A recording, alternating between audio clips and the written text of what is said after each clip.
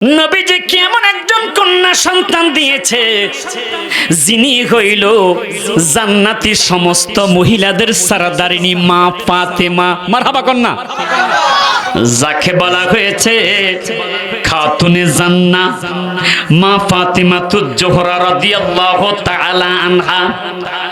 বিবাহের উপযুক্ত হয়েছে, ঘোষণা হলো। আমার দয়াল নবী, মায়ার নবী বলল, আমার কন্যা ফাতেমাকে কে বিয়ে করবে? যে বৈঠকের মধ্যে সবার আগে কোরআন শরীফ খতম করতে পারে। আর জোরে কন্যা সুবহানাল্লাহ। কারবালার আলোচনা তো ধারাবাহিকভাবে চলতেছে। আমি এমন ভাবে আলোচনা করব যে অন্য বক্তার আলোচনার সাথে যেন আমার না মিলে। আলহামদুলিল্লাহ কন্যা, কারণ একই প্রত্যেক বক্তা যদি একই ওয়াজ করে শ্রোতার কাছে মজা লাগে না। কথা কন ঠিক না বেঠি? তো আমি তো একটু একটু বুঝি। আলহামদুলিল্লাহ আলোচনাটা এমন ভাবে করব যেন অন্য বক্তার আলোচনার সাথে না মিশে। আলহামদুলিল্লাহ কন্যা। বন্ধুরে আমার গভীর মনোযোগ। হযরতে মা ফাতেমাকে বিয়ে করার জন্য সব সাহাবীরা ব্যস্ত। হযরতে আবু বকর সিদ্দিক রাদিয়াল্লাহু তাআলা আনহু তিনি মনে মনে ভাবে, আমি নবীর শ্রেষ্ঠ সাহাবী হযরতে সিদ্দিকে আকবর, আমি এটার অধিকারী হব। হযরতে ওমর ফারুক রাদিয়াল্লাহু তাআলা আনহু তিনি বলেন, আমি নবীজির মাথা কাটতে যাইয়া নবীজির সুন্দর চেহারা দেখে নবীর কদমে পড়ে আমি মুসলমান হয়ে গেছি। আরেকটু জোরে কন্যা সুবহানাল্লাহ। এ বন্ধুরে আমার, হযরতে মাওলা আলী তিনি বলতেছে, নবী আমার শানে বলেছে, আনা মাদিনাতুল ইলমি ওয়া আলিয়ুন বাবুহা। নবী ইলমের শহর, আমি হযরতে আলী হইলাম ওই শহরের দরজা। শুরু হয়ে গেল প্রতিযোগিতা, কোরআন খতমের প্রতিযোগিতা। বন্ধুরে আমার, বাবারে আমার, পড়া শুরু হয়ে গেছে। কেউ বা সূরা ফাতিহা শেষ করলো, কেউ বা আলিফ লাম মিম যালিকাল কিতাবু লা রাইবা ফীহি হুদাল লিল মুত্তাকিন, কেউ বা ইয়া আইয়ুহান নাস উবুদু রাব্বাকুমুল্লাযী খালাকাকুম। এইভাবে যখন পড়তেছে, কেউ বা এক পারা, কেউ বা দুই পারা, তিন পারা চলে গেল। এমন সময় হযরতে মাওলা আলী দাঁড়াইয়া ডাক দিয়া কয়, নবী গো, ও নবী, আমার তো খতম শেষ হয়ে গেছে।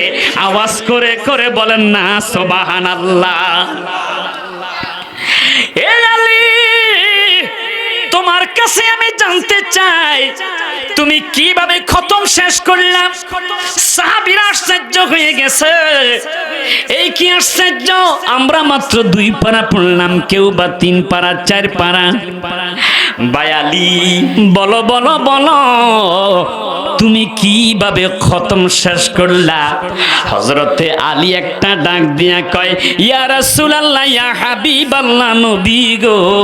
সকলে মহাব্বতে কন্যা ইয়া রাসূলুল্লাহ। আর একটু জোরে জোরে কন্যা ইয়া রাসূলুল্লাহ। লামিয়া তিনাজির কাফি নাজারিন, লামিয়া তিনাজির কাফি নাজারিন, মিথলে তু না শুধু पैदा জানা, জগরাজ কুতা যে তুরে সারে সো, জগরাজ কুতা যে তুরে সারে সো, হে তুঝে কো শাহে দোসারা জানা। আওয়াজ করে করে কন্যা সুবহানাল্লাহ। বন্ধুরে আমার, আমি বেশি সম্মান গজল গাইব না, সময়ের দিকে তাকিয়ে আলোচনা করব। কারণ দোয়া বাঙ্গার একজন ব্যবসায়ী ডাক দিয়ে বলতেছে, আমার পুঁজি শেষ, আমার পুঁজিটা শেষ হয়ে যাচ্ছে। জিজ্ঞেস করলাম, কিসের পুঁজি? ডাক দিয়ে বলে, হুজুর, বরফের ব্যবসা করার জন্য বরফ ক্রয় করেছি, ঘন্টার পর ঘন্টা চলে যাচ্ছে, আমার বরফটাও গলে শেষ হয়ে যাচ্ছে। আমি বলবো, ও যুবক রে যুবক, আমরা মনে করি বয়স বাড়তেছে, বয়স বাড়তেছে, কিন্তু বয়স বাড়ে না, বয়সটা কমে যাচ্ছে, হায়াতের বেলা শেষ হয়ে যাচ্ছে।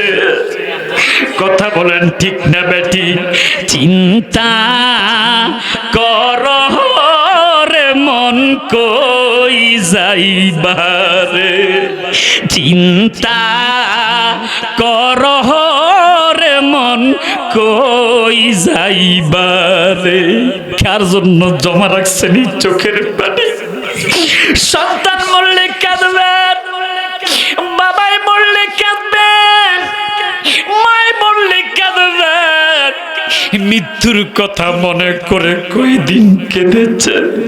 আহলে বায়াতের মুহাব্বতে কয়দিন কেঁদেছেন? একটু মুহাব্বতে বলি, চিন্তা কর রে মন কই যাইবারে। মুহাব্বতে চিন্তা কর রে মন কোন দেশে যাইবা তুমি, কোন দেশে যাইবা তুমি, সকলকে সাডিয়া রে চিন্তা কর রে মন কই যাইবা রে। বলেন চিন্তা কর রে মন। মাঝে মাঝে আমার আনিস ভাই ফেসবুকে তার বাবার সাথে ছবিটা পোস্ট করে, বাবার কথা মনে পড়েছে, বাবাকে হারাইয়া মনে হয় যেন আমি দামি কোন সম্পদ হারিয়ে ফেলেছি।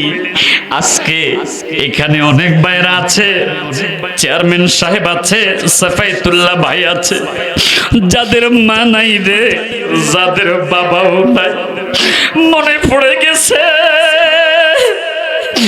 ওই মায়ের কথা, মনে পড়ে গেছে ওই বাবার কথা। কথা বলেন ঠিক না ঠিক? বন্ধুরে আমার, ও বাবারা, একটু চোখের পানি ছাড়তে চেষ্টা করেন।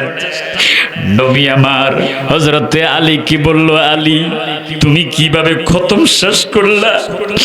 আলী দুইটা চোখের পানি ছেড়ে দিয়ে বলে, ইয়া রাসূলুল্লাহ, ইয়া হাবিবাল্লাহ, নবী গো, আপনি একদিন বলেছেন কেউ যদি ঈমান ওয়া ইহতিসাবান, ঈমানের সহিত মুহাব্বতের সহিত আউযু বিল্লাহ বিসমিল্লাহ পড়ে, সূরা ফাতিহা একবার পড়ে, সূরা ইখলাস 3 বার পড়ে, নবী গো আপনি বলেছেন এক খতম কোরআনের সওয়াব পাবে।